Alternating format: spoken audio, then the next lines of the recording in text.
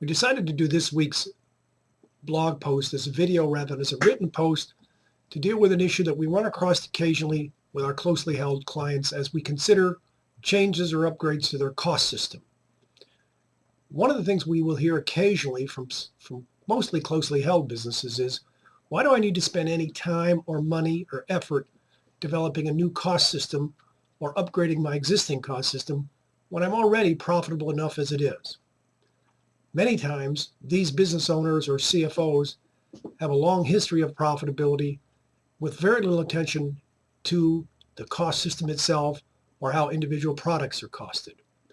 And as we talk about rebuilding the system or starting from scratch, or even doing an analysis by product as to the accuracy of the costing, they see an investment of time and money that may or may not be worthwhile, primarily because they're already making enough money.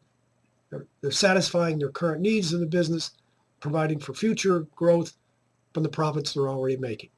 The issue becomes very simply, I don't want to devote the time or money to improve a system that seems to be working well. My answer to that is very simple.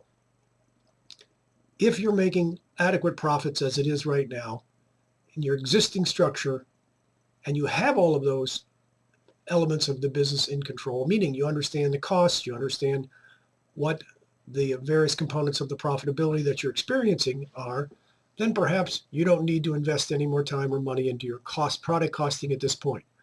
However, if there is some unknown factors, or if you're relying a lot on very old antiquated systems that may be inaccurate, then changes to the business could be so crucial so as to create a problem or problems in profitability that are not easy to recover from.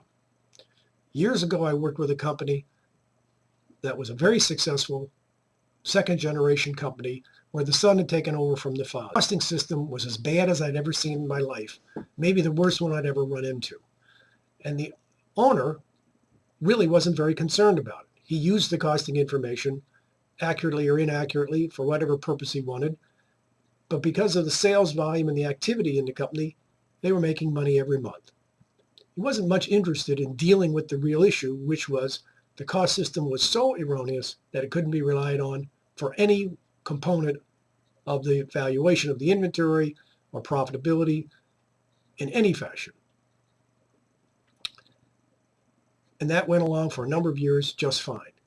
But the company went through some changes because of the economy and also because of their customer base, where a lot of their total sales volume went away. As a result, he now began losing money every month, large amounts of money, and he couldn't figure out what to do. The real problem was that he didn't know his product costs, and he didn't know which jobs were making money and losing money. After a very short period of time, less than 24 months, the company went out of business, and the employees, the 50 or 75 employees that he had, became unemployed, and he ultimately had to find a job working for someone elsewhere because he couldn't figure out what to do to get the company profitable. Don't let this happen to your company.